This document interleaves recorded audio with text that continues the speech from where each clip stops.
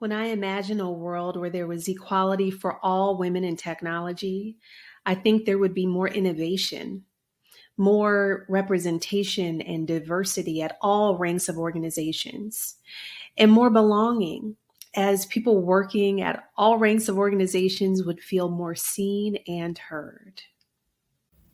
As I envision a world where all things are equal for women, I envision a world where women are operating without bias and barriers. And in that world, women have achieved all the career firsts. And now we've moved on to the next frontier of creativity and innovation and contributions to society. All things being equal, we'd have more CTOs as well as CEOs. All things being equal, we will lift our sisters faster than they're being lifted right now because we have that pull.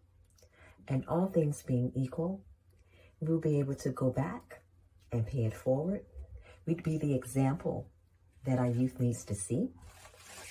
And all things being equal, we'd have our fair share, an unlimited amount of opportunity, and the sky will continue to be limitless. I hope that day comes soon. I imagine a world where confident women are seen as just that, confident. It is welcomed and appreciated. Confident women aren't seen as overbearing or too aggressive or pushy. They get to show up in their fullness. They don't have to hide or shrink or apologize.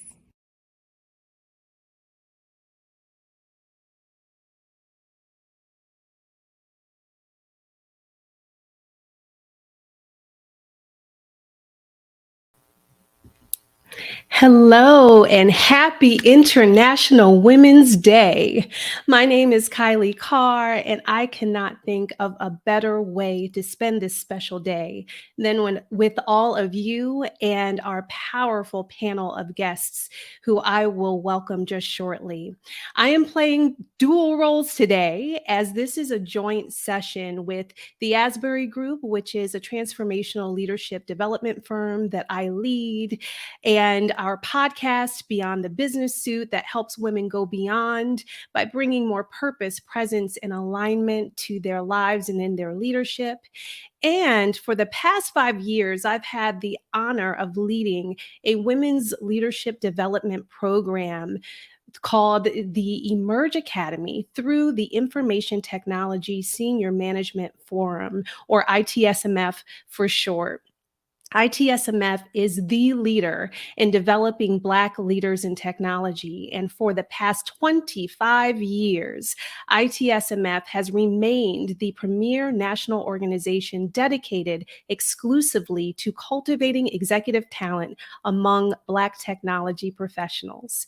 Today, we are going to have what I know will be a powerful and spirited conversation about Black women, innovation, technology, leadership, and equality, with a powerhouse panel, I must say, of Black women in various roles in leadership in tech. And I can't wait to get started. During this conversation, we will hear from our panelists, and we will also have a Q&A. And we also, after the Q&A, we will have some final thoughts. So we really want you to stick around until the end of the hour. Though we will have time for questions during our conversation today, we have a special section for that. If there are any burning questions that come up throughout our time together, please feel free to post them in the chat. Just know that there might be a slight delay between when you post them and when we see them. But feel free to post away. And just now, as you're listening to us, put in the chat where you are joining us from, as we want to know where you are in the world during this great discussion. So I am going to introduce our panels so we can get started. So, first up, we have Regina Gwynn. Regina is the co founder of Black Women Talk Tech, the organization that aims to identify, support, and encourage Black women to build the next billion-dollar business. Yes, I said billion-dollar business. Regina Gwynn launched her first tech startup in 2014 with Tres Noir, which is a platform that empowers women of color to celebrate their textured hair with a personalized beauty routine that works. And shout out to Regina, as we were both graduates of the Kellogg School of Management, and along with Erica Moore, who you will hear from in a bit, is also a member of the Delta Sigma Theta Sorority Incorporated. So welcome, Regina. And next, we have Nicole Keaton Hart. Nicole is Site Director of Security and Compliance Product at Microsoft Atlanta.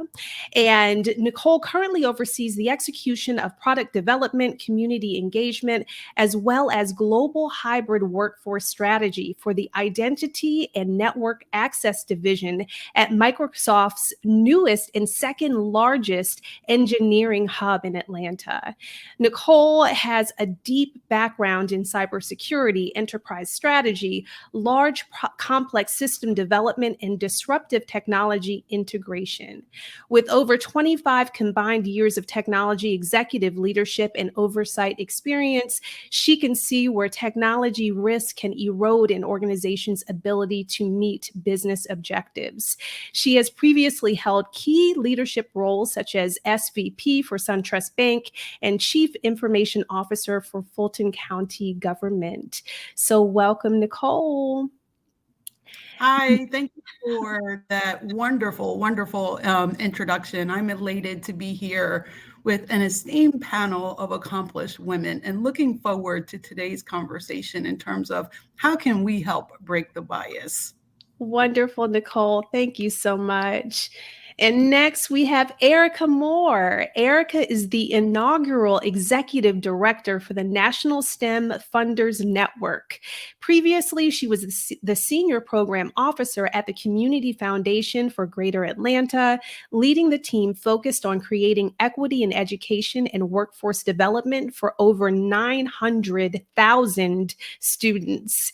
She has worked in advocacy along the pipeline from K through 12 to executive levels. And she also used to be on the leadership team at ITSMF. Erica has an industrial engineering degree from Georgia Tech and continues to impact the STEM field and not only what she does, but who she is. So welcome, Erica. And finally, last but not least, we have Lizette Williams. Lizette is the head of Global Vertical Solutions Marketing at Meta, formerly known as Facebook. She is a leading marketing and advertising executive with expertise at driving the convergence of brand, culture, and tech. Lizette has worked across Fortune 50 companies, driving consumer-centric growth strategies focused on cultural relevancy. In 2020, she was named one of Advertising Women of the Year by Chicago Advertising Federation. And as the global head of vertical solutions marketing at Meta, she leads a global marketing team tasked with developing the business marketing strategy and approach across 7 industries. She has worked for major companies in major marketing roles, including McDonald's, Kimberly-Clark Corporation, and PepsiCo, and has consistently remained at the cutting edge of driving innovation approaches that bring brand, culture, and technology together. I should also say Lizette is another fellow alum of the Kellogg School of Management. So welcome, Lizette. Thank you. So you all can see this. We're going to have a great conversation today. We are going to have a powerful one with these ladies. So let's get started. I want to ask all of you on the panel and all of you who are watching us right now to dream with me for a bit. I want you to, if it's safe for you to do so, you can close your eyes. If it's not, or if you don't want to, that's fine too. But at least we want you to imagine a world where Black women are at the helm of technology leadership. Perhaps this is a Wakanda type utopia or whatever you imagine. The firms who are on the leading edge of technology are all led by Black women in this place. There is no pipeline issue. There is no succession planning issue. There is no issue with representation because Black women are leading the charge.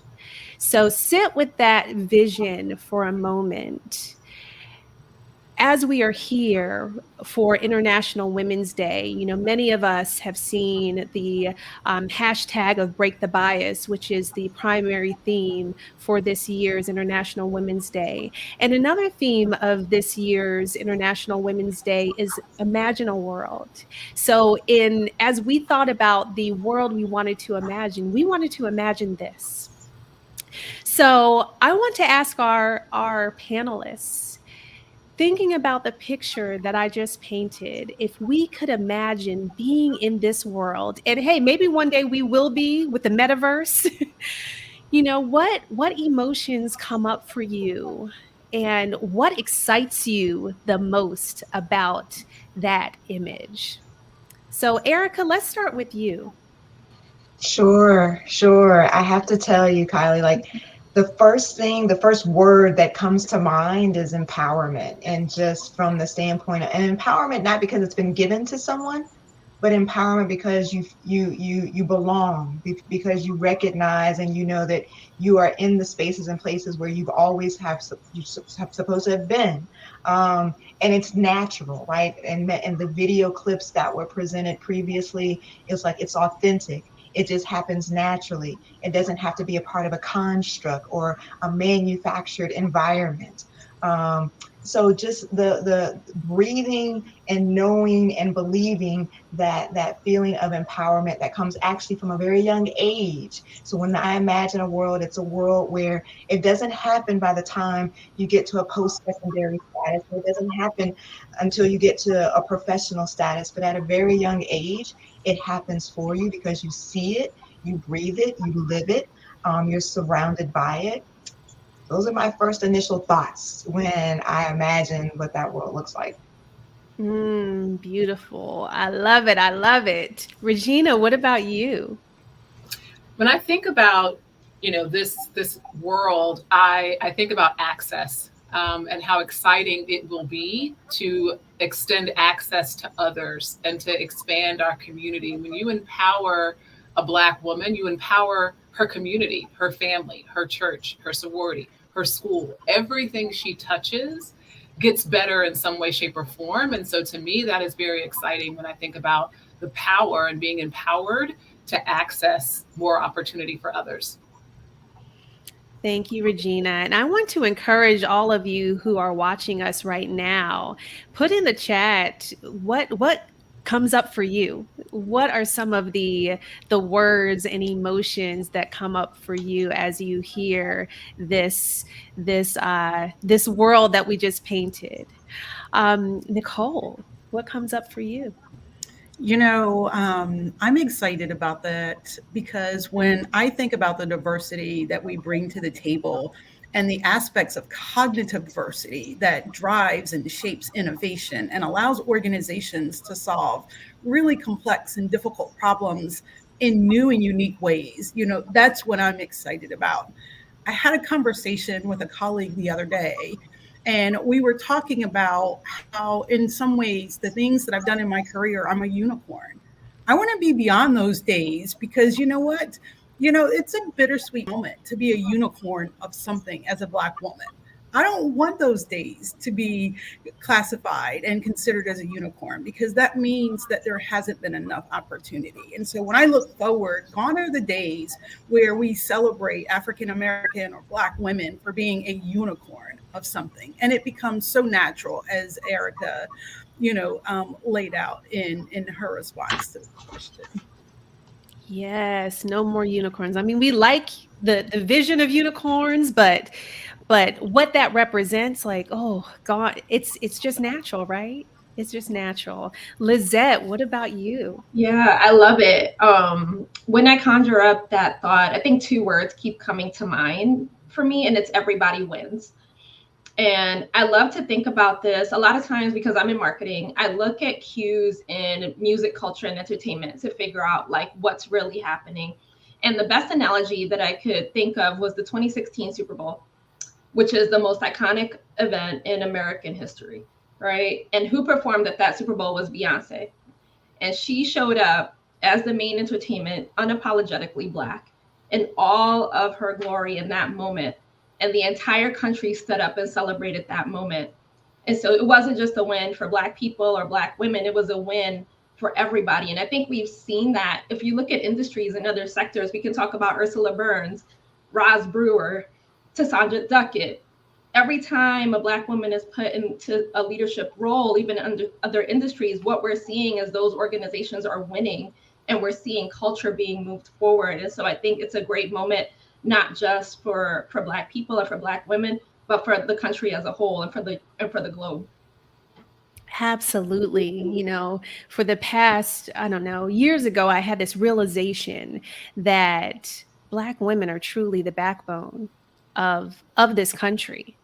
When you think about the role that Black women have played, particularly in the United States, on for nurturing our leaders, every nationality, right, throughout the country's existence, the discernment that we have, the intuition that we have, the fortitude, the leadership. There is just so much that we bring, and to finally be recognized for that. Oh my goodness, I'm waiting for that day. So, we painted a picture, ladies. We painted this beautiful picture. And in the real world, will we have all companies led by Black women? Probably not. And to be fair, nor should we, right? It should not be the case that one race or one gender is leading every single company. Although that has been the case for, we won't be going there today, but I think there are some things that we can take from it, right? So let's explore some of the possibilities that do exist as we think about having more representation.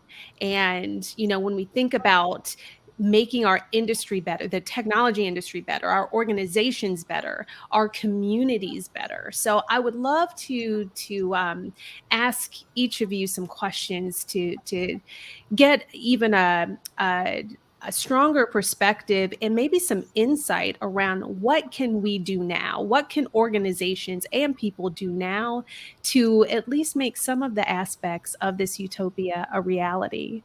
So, Erica, when you think about the pipeline of Black women in STEM leadership, what we know to be true is that only 2% of Black women, or when you look at STEM in general, Black women only represent 2% of STEM fields. And that's not even leadership. That's STEM, period.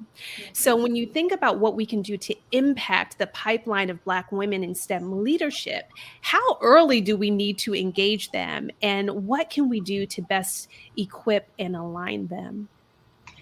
Yeah, Kylie, my response to your question is the sooner the better. And I've always emphasized that, and a lot of times in conversations where that's not necessarily readily accepted and it doesn't always resonate, because people have, fixated as to their particular touch points of when they want to engage or when they've decided to fund and engage, or when they've decided to bring awareness to the leadership of that particular organization about what's the appropriate time frame to engage. But to your point, and because of that statistic, the reality is if we're not intentional about starting that exposure, starting that again, that encouraging that spirit of belonging and presence and empowerment for these very young girls. And when I say young, I'm talking like elementary.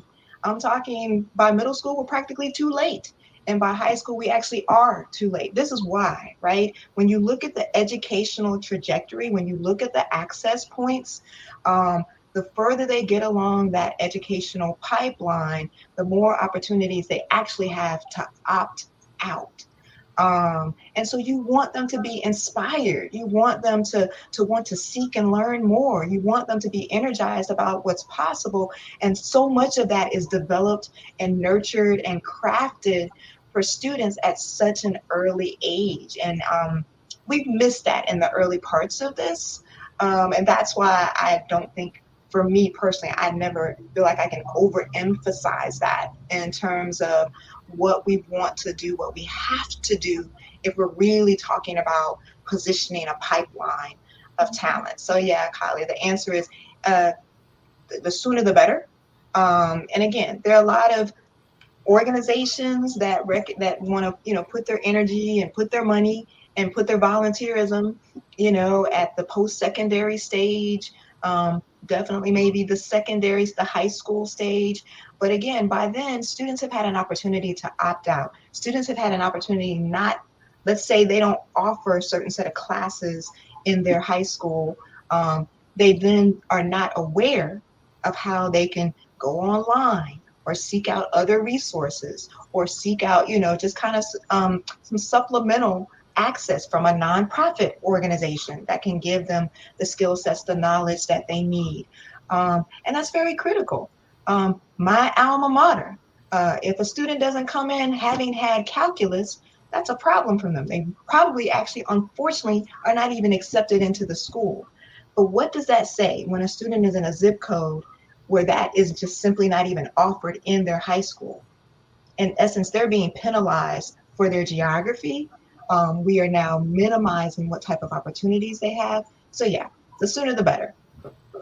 Yes, and Erica, a couple of things come to mind when I hear you talk about the sooner the better. I have a 5-year-old daughter who wants to be an astronaut. And, I think about her and I see her as such a bright light and someone who is so excited. She loves to build and she's very creative as well. And I just want her to never lose that, right? I don't want her to be infiltrated with those messages that girls don't do those things, right? So I agree with you. The earlier the better. You also reminded me of something that we've talked about a lot with the Emerge Academy, and that is the pipeline, and noticing that in college we see many Black women go into, say, computer science, and by their sophomore, junior year, they change majors. And then again, they're out of the pipeline and they can never make it to the senior ranks like many of you because they have not seen it. They don't know that they can do it. Perhaps they don't have the support. So one of actually the first cohort of the Emerge Academy, their capstone project was to create a mentorship program for Black women in colleges, to give them the support from executives and professionals who look like them, to give them that encouragement. So thank you for that. So I want to hear from you next, Lizette. Over the years, you have held roles at some incredible organizations and made a tremendous impact. And particularly at Kimberly-Clark and McDonald's and now Meta, I appreciate your philosophy around targeting, or your ideas about segmenting and targeting Black consumers who, as we know, are innovators and early adopters in all things tech and culture. So how do you think companies can better gain loyalty when it comes to Black women and Black consumers in general, both as consumers on the consumer side, but also inside our organizations? Yeah. No, it's a great question. And obviously I've done this type of work at several different organizations. One of the things I've always been clear about when I go in to do this work at an organization is that this isn't about leveraging Black consumers as a target to be targeted to, right? This is not exploitive. So how do we really think about marketing and engaging and understanding that consumer through an insights-driven perspective, where it is about deep understanding, understanding the culture, understanding how to engage in a respectful manner, but not in an exploitive manner. And even bigger than that, it's not just about targeting the segment, but understanding that the segment influences and drives broad-based culture, right? Because it becomes a very small opportunity if you're thinking about 13% of the US population, which is the African American population right now.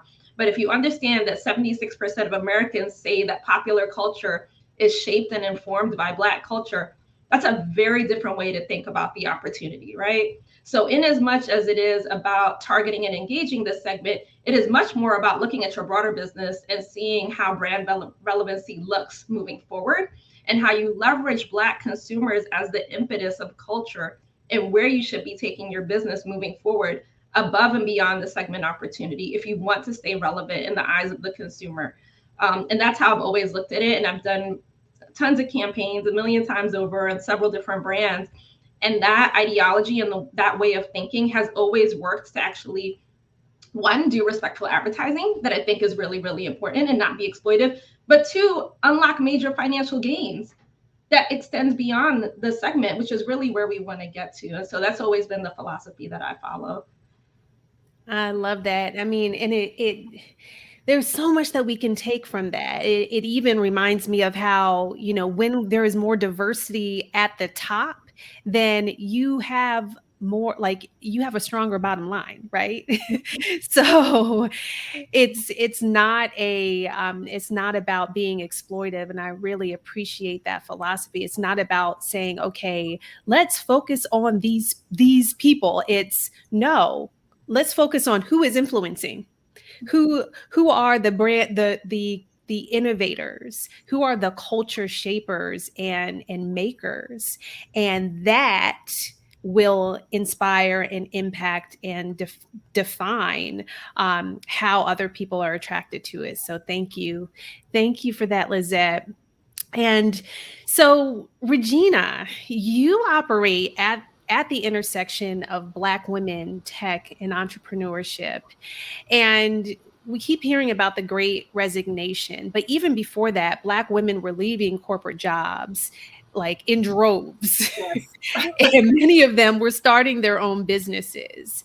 And there is, right now, I've seen so much energy put into Black women-owned businesses, yet the amount of Black women with at least $1 million in funding is like tiny. 0.4%. Thank you. 0.4, not 4%. Right. 0.4%. So what can we do to truly move that needle so that we have more Black women-led companies with prestige and power and attention that many of their white male counterparts are getting? How much time do we have? Yeah, let me lean back. Let me lean back and get comfortable on this one. So, I think that it's very, very layered, right?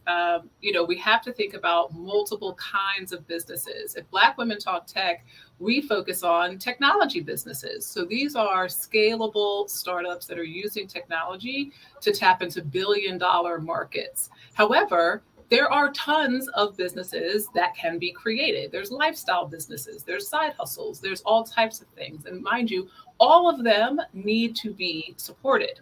They all need their products purchased. They need to be promoted on social media. They need to be invested in. And if I double click specifically on the investment, right? So, you think about that ridiculous stat that says that 0.4% of VC fund venture capital funding goes to Black women entrepreneurs. This is abysmal, given the amount of VC money that's actually in the market. Over $400 billion is in VC financial products in and of itself. And so we have to think outside of the box around how do Black women get access to funding. There are other ways. It only accounts for still 1% of all the types of financing available. So how are we thinking about crowdfunding? How are we thinking about loans? How are we thinking about angel investment, grants, public-private partnership? There's lots of ways to get this access to fundraising. that will in fact allow Black women entrepreneurs to grow their businesses. Success is when preparation meets opportunity. And so it's not for lack of preparation, right? As you've already mentioned, these women are well educated. They're at the top of their fields. They're hitting glass ceilings. They're being frustrated and just really annoyed with so many microaggressions that there's, this sense of building something on your own. And so the opportunity, that's the delta that we need to solve for, providing not only financial opportunity, but also the social capital, the introductions to the right clients, the introductions to the right resources that will in fact move the needle on your business. And one other quick thing I just wanted to double click on in the previous conversation, not only are we the arbiters of culture, but when we think about the valuation, right? Black women are actually more likely to provide higher levels of return on an investor's investment. And so this also just continues to reinforce why it's so much better to bet on a Black woman. And investors, smart investors, it would behoove themselves to be able to sync up with a Black woman entrepreneur if they're interested in higher valued companies that give them outsized returns in the long run. That part. Yeah, We need to capture that clip and send it out, because you hear about these VC firms who are looking at the model of tech startups, the youngish white guy with a hoodie who has a particular type of pedigree, and yet the return higher comes from this right here on this screen, higher return. So we need to look at the data. We need to, not we, because we know. We know. Yeah. So thank you for that. Whew, a lot of work to be done. So let's talk about leadership and tech leadership. So Nicole, as someone who's been in technology leadership at the most senior ranks, there is so much I'm sure you have seen. I'm sure you have been in the only in a room more often than than you wish than any one person can count. And so when you think about what is needed for us to not only get Black women into the pipeline, as we talked about, but for them to make it to the most senior ranks and stay there, what can we do, Nicole? What can we do? I so love that question. And I want to be very clear in my response that it builds upon the things that we started out in conversation with. And so when Erica spoke about making sure that we begin building pipelines earlier in the educational cycle, I think that's a part of it. But when I look at what can organizations do, I want to address it from two different perspectives. I want to address it from an operational perspective, meaning what it's like and those things that we can do inside the organization.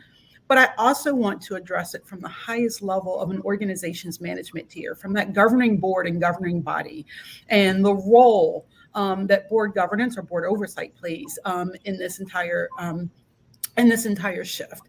And so, when we talk about diversity and inclusion, I want more than that as a leader in an organization. And I'm not saying that because I'm a Black woman that I deserve more than anyone else or any one of my other counterparts. But what I am saying is when we talk about diversity and inviting underrepresented women and groups in, that's great. And I think we have to have some level of intentionality and that conscious awareness. But what does it really mean to be included in an organization, right? What does it mean when organizations put in those supporting ecosystems so that way women and Black women and underrepresented women don't fall out of that pipeline in that ecosystem? And so in the same way that successes are celebrated by my counterparts and others, as a Black woman, I want to come to work. I want to be able to be my authentic self. And when an organization makes that commitment that we are going to be more diverse, that also means that we're looking at where do we have bias inserted in our processes in terms of how do we define, how do we evaluate success? And so I want to be included in building those models of how do we evaluate success? Don't just tell me if I'm successful or not, but I want more diversity in those models as we build those models and what the cultural and social norms for success are. And so I think that's one level, at an operational level, making sure that there's opportunity to be a part of that process that says, here's how we now evaluate success because we're more diverse. And I know that we're wrapping up our panel discussion shortly, but I feel that it's very important to talk about governance of corporations. And so when I look at when we diversify our boards, the level of cognitive diversity that we bring into organizations, I think is so important. And I think it's that cognitive diversity that allows a governing body and a board to be more in touch with their stakeholders, not just shareholders, right? And so when I think about stakeholders, that's your employees, that's partners, that's community, and how you support those investment choices to support your stakeholders. That happens at the highest level of organizations in their governing bodies, in their governing boards, when they make decisions around how they're going to invest in stakeholders. Thank you, Nicole, for that, because it is so important. Today we've talked about, start them as early as possible, right? In K through 12, but also we need to go all the way up to board oversight. And most importantly, we need to make sure there is representation between, at every part of the journey. Thank you for that, ladies. There's so much richness in this conversation, and I also know that in order for us to truly have that representation in every aspect, we need to, one, have that representation and be able to allow young girls and young women and even older women to be able to see themselves, right, and to have that support. And I think it would be important for us to talk about how have you all leveraged support in your careers, and any encouragement you can give to anyone, whether they're in their mid-career or they are early in their journey, or perhaps looking for their first board seat. So I want you to think about that. And for those of you who are watching, if you have any questions for our panelists, please put those in the comments. We'll be opening it up for Q&A in a few minutes, but we want you to share some of the questions that you have. So who'd like to go first? How have you leveraged support? Yeah, I'm happy to start, Kylie. One, I will say that I've been super blessed to have sponsors and mentors throughout my career that have helped me along the way. But I'll tell you that the one thing that really made a difference, and it sounds a little bit counterintuitive, particularly people who are coming up in corporate America. And when I started my career, I think I was trying to lean into being the best version of a white man that I could and trying to figure out why it wasn't working. And a light bulb went off when I took the role at Kimberly-Clark, where I said, you know what, I'm going to show up as my full authentic self, and I am going to be a Black woman every day when I come to work. I transitioned my hair to natural. I just started coming in with my full energy and just being who I am. And I was lucky to work at an organization, and now I definitely work at an organization that was very supportive of that. And so I think there's something about driving inclusivity in the culture of where you work. We can talk about pipeline programs and recruiting and getting young women, but if you're not building an inclusive culture within the organization that you are currently in, none of that even matters. And today I get to walk into work and be unapologetically Black every single day at work and walk in my authenticity and drive results for the business. But what it's also done is made it very permissible for the rest of the organization to also be authentic, inclusive of people who are not Black women. Which is a beautiful place to be when you think about an organizational culture. So I'll say above mentors and sponsors, it's just walking in the right culture of an organization that is accepting of being your authentic self. I want to encourage any young Black women watching this to start walking in who you are, because that is how we're going to make a difference. I do this every day to make a difference for young women behind me.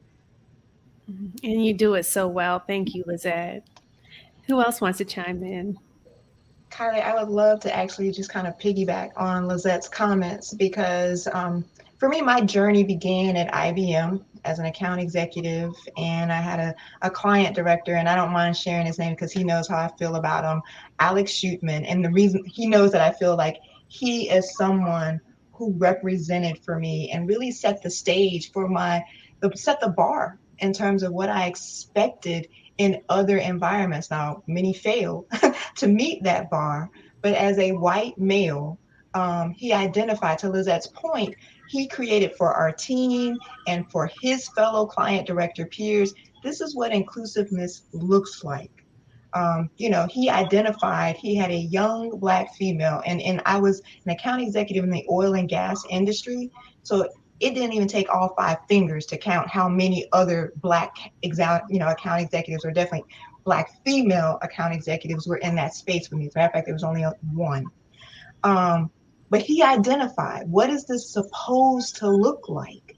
How am I supposed to, I being him, right? How am I supposed to operate and engage and ensure that for the environment where I want her to recognize that regardless of her being the youngest, being Black and being female, this is where she will be successful. Because it's not just about the talent that she's bringing, but it's about the culture that we're creating here in this small microcosm that we have in Houston, Texas, for IBM. And also to Lizette's point, right, that's one of the things for ITSMF I want to call out, right? When working with ITSMF, and we would work with corporations and they would have these conversations with us and they would give themselves laurels around their recruitment strategies, our counter would be, got it, understand, but let's talk about your retention strategies. Let's talk about the culture you have here, because what you're really doing is setting up recruitment for a revolving door rather than setting up recruitment that will actually retain the talent that you fought so hard to bring in the door.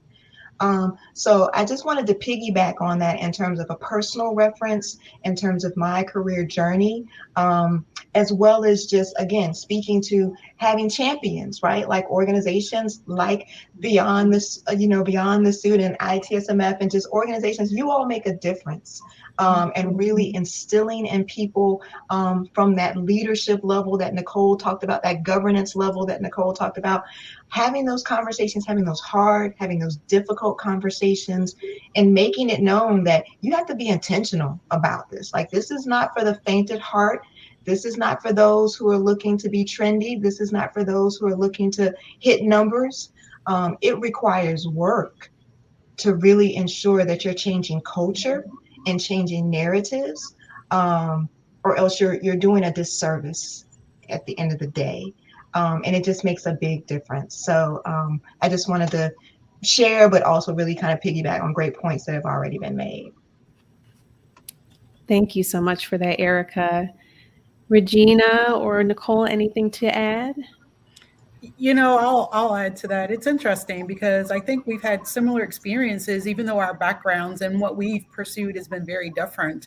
But when Lizette talked about, trying to be someone else, I too did that and made that mistake early on in my career.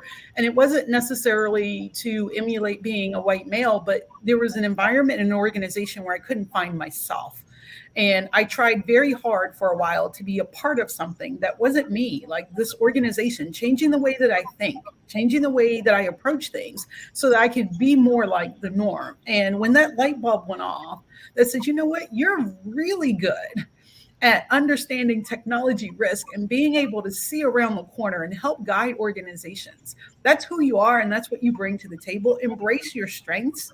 And then find ways to have those conversations and finding ways to have others that can be your sponsor and your champion, and helping to elevate your voice.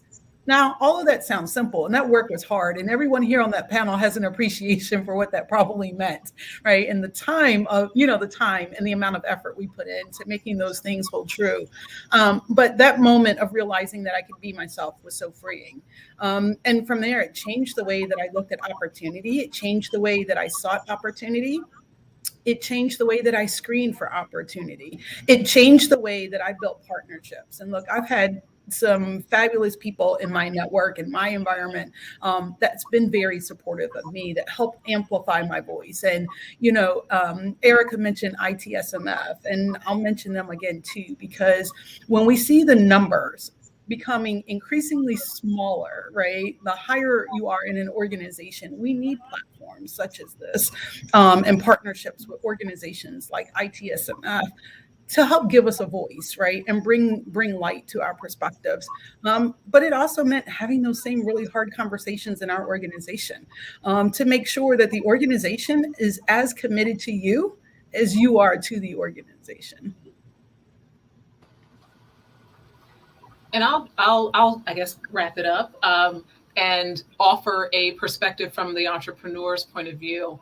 One thing that has definitely helped me have been other entrepreneurs. When I think about support, what does support look like? It's very lonely when you are building a business, and you're the CEO, and all the decisions come to you, and you have to project this sense of confidence and vision all the time, and you feel as if you don't have any room to fail. Guess what? I have failed publicly. I have failed multiple times, and yet I'm still here. And I have to say that I credit that to being able to pick up the phone, talk to another entrepreneur, and like cry, scream, be mad, be angry, and have her say, "Yeah, I did that last week." Just to understand that you're not alone, that this challenge and this journey is extremely hard. And someone mentioned, like, entrepreneurship is also not for the faint of heart, but it's also so amazing how much I've learned from other entrepreneurs along this journey. I too started off in corporate America. I was in management consulting after graduating from Kellogg, and definitely understand the support that's needed from mentors and sponsors. But as I transitioned into entrepreneurship, it's been the peer-to-peer mentoring and the peer-to-peer support that I think has been immensely valuable, and something that I want to just call out, that sometimes you learn from, like, your colleagues, sometimes more so than the folks that you're trying to reach. Absolutely. There is so much power in community. And in these entrepreneurship streets, Regina, it is tough. And I've told people, as an entrepreneur, all of your stuff comes to surface. Like, anything you have not resolved or healed, it will emerge in entrepreneurship. So having that tribe of people is so important, whether you are in a corporate environment or you are leading your own entrepreneurial efforts. So thank you for that. Well, I don't see any questions from our audience, and I know that we're nearing our end, and I thought it could be good for us to end with a question around legacy and what you would like your legacy to be. So today we've talked about imagining a world where Black women were at the helm of leadership. We've talked about representation. We've talked about, the power of seeing ourselves. And I mean, we didn't even get into representation in the media with, the power of movies like Hidden Figures and Black Panther and what they've meant. But each and every one of you is leaving a legacy. You are leaving a legacy. So when you think about the legacy that you are leaving, particularly when it comes to Black women in technology, what do you hope for it to be? So whomever would like to start first. since I went last time, I'll go first this time, because at the minute you asked that question, I knew exactly what I wanted to say. I want to build wealth, generational wealth for Black and Brown families. Period. The end. We are dealing with being about 500 years or so, almost 500 years behind, right? Like, so we're not at the starting point. And if we think about the ways to leapfrog, how can we leapfrog centuries of dehumanization, oppression, institutional racism and discrimination? There has to be some ways that we try to bite, that we try to chip away at that. And I wholeheartedly believe that entrepreneurship is one of those ways. You can get into real estate. You can pursue careers. You can invest in stocks and bonds. There's lots of different ways to do it, but I'm very, very passionate about leveraging entrepreneurship because it's also connected to ownership, right? So we own the things that we're building. We own the things that we're monetizing. As again, arbiters of culture, we want to monetize that culture. And so if I think about the ways that we do that through entrepreneurship, it provides a lasting opportunity to build generational wealth, not just for ourselves, but for that legacy and for those families and for those other generations to come. That's what gets me out of bed in the morning. That is the thing that I've seen start to happen within our organization, and the businesses that these women are building are phenomenal. It's powerful, and it's a radical act to convene Black women to talk about wealth. And that's something that I'm really humbled and excited to do. Beautiful. Thank you. Who would like to go next? Well, Kylie, before I answer that question for myself, I'd like to shout out you, and I want to thank you because through the Asbury Group and through Beyond the Business Suit, you're helping and really encouraging just a legion of women to identify just the answer to that question. And so, I'm a big person of giving people their flowers while they're living. And just as you've brought leadership to this conversation, you do this every day. So I wanted to say that around the legacy that you're creating for so many women, helping them to acknowledge that for themselves and to say thank you for doing that. Thank you. Absolutely, my friend. And then I would say for myself, I'm actually going to pull from a quote from Angela Davis. She has this quote that I love that says, "I'm no longer accepting the things I cannot change. I'm changing the things I cannot accept."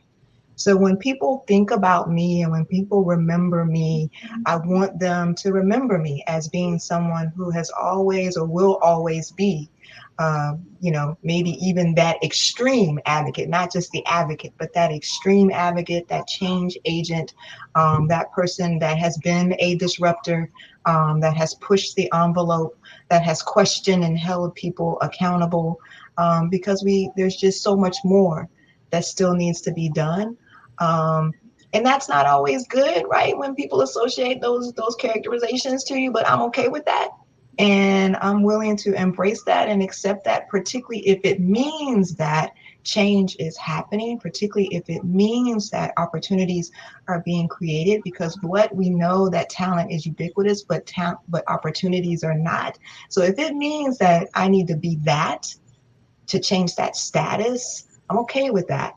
And I'm okay with people remembering me as such, because it means that somebody else benefited as a result of it. I love it. I love that, Erica. I'm going to steal a page out of that book because it's very much aligned to my legacy and what I hope to leave behind. And I think I walk in this every day. When people ask me, like, what is my superpower? What has made me successful and rise through the ranks and everything? It's not my Ivy League degrees or Kellogg or all this experience. I also was an IBM employee at one point. It's my Black girl magic. Like, the thing that is inside of me, and it's been on 2 performance reviews at 2 different companies, is that I'm bringing swag and substance every time I walk into a meeting. And that is rooted in our ancestry. Like, literally, my superpower to navigate and do what I need to do well It's rooted in resilience. So where did resilience come from? That came from our people. I'm leaning against that hard. Forget about Columbia, London School of Economics, all that stuff. I'm leaning against being a Black female in America every day when I get up and try to navigate corporate structures, champion ideas, fight for my team, and get things pushed through to grow a business. So when I think about my legacy, I want it to be permissible for other young Black women to look at me and be like, wow, she's winning using her Black girl magic, not as a sub bullet, but that's the primary way that she's walking in and navigating. And it's okay for me to be that, and for me to be who I am, and to be authentic in my approach and celebrate that part of me every single day, because that means I'm going to win. And if there's a young lady looking at me and they can see that, then my legacy is already being upheld. Yes. And Nicole, the final word. It's so empowering to hear everything that's come before me, but just 2 words, helping people increase their social capital and social mobility. And so when I think about the influence that's required and those connected networks and tissues, I've been known for not only having a network, but leveraging my network and really reaching in to create opportunity for that next generation. Social capital is so important in terms of the influence that comes out of it, right? And not just as a means to get by, but as that means to lead ahead. So I'll close with social capital and social mobility being part of my legacy. Beautiful. Well, you all are establishing your legacy in everything that you do and who you are each and every day. So thank you. Thank you. I know that we had one question around from a corporate recruiter who wants to know some authentic ways to connect with Black women in STEM. I would encourage you to connect with ITSMF. And this, I mean, this organization is created for Black people in technology. So certainly make sure that you're connected, Dion, if you are not already. I want to thank you all. I want to thank our esteemed panelists for being a part of this discussion. Erica, Regina, Lizette, and Nicole, thank you for your leadership. Thank you for your powerful insights today, and for all that you do to create a legacy that you are establishing in this world. I know I am inspired. I'm feeling great. I also have a few things that I want to share with all of us before we end today. First, this conversation will be featured in an upcoming episode of the Beyond the Business Suit podcast, which you can find wherever you find your podcasts, or you can go to beyondthebusinesssuit.com. And if you're interested in learning more about the work that we do at the Asbury Group in transformational leadership development, especially for women, then please check us out at groupasbury.com. That's GROUPASBURY.com, as you see on the page here. And then also, if you would like to learn more about ITSMF, go to itsmfleaders.org. And if you are interested in learning more about ITSMF membership, then you can reach out to membership at itsmfleaders.org, and you can learn more about membership.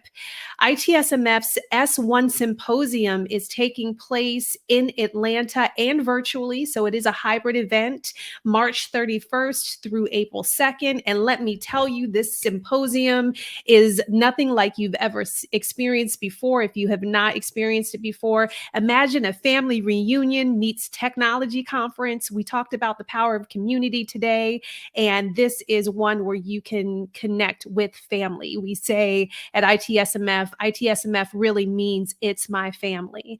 So registration is open now, and early bird registration and ITSMF special rates for the hotel end Thursday, March 10th, and registrations are going fast. So please check out itsmfleaders.org for more information.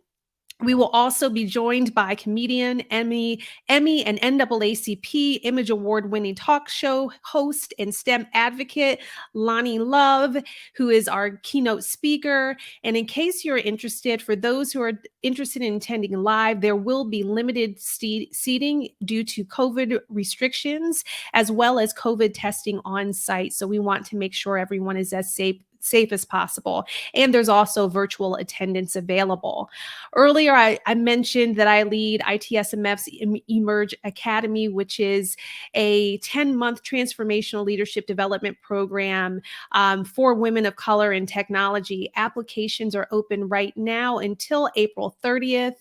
And that's for the class of 2023, which kicks off in August. You can find more about that at ITSMFleaders.org in the offering section, as you see on the screen right here.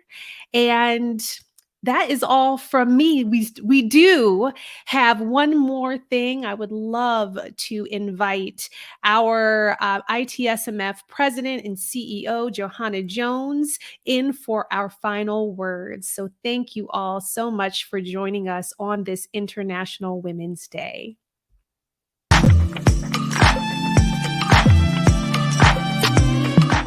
Maya Angelou says most poetically, I come as one, but I stand as 10,000.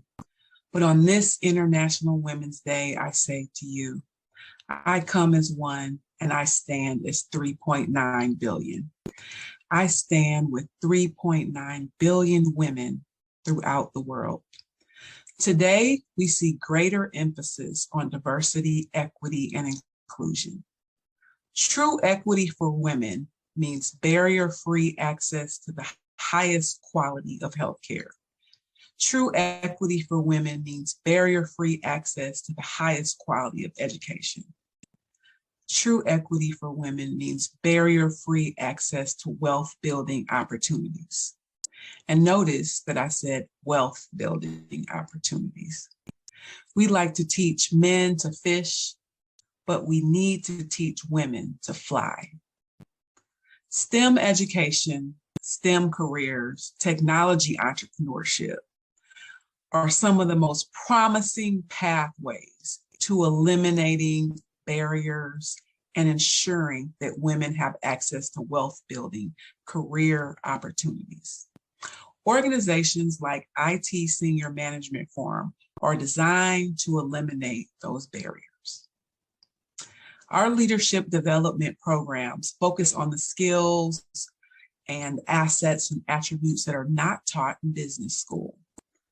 We provide networking opportunities and access to women and leaders of color so that they can reach the C-suite and connect with other senior technologists that are most willing to provide mentorship, provide sponsorship, and ensure that women and leaders of color reach the highest levels of leadership and technology in Fortune 500, 150 companies.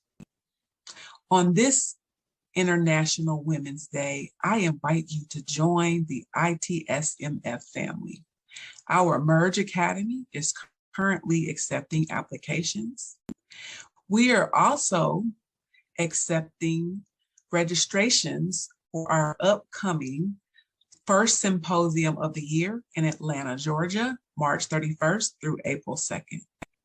And in addition to that, we are always looking for qualified members in technology to join the ITSMF family. Please visit our website at itsmfleaders.org to learn more information about our Emerge Academy, about our upcoming symposium, and about membership in ITSMF.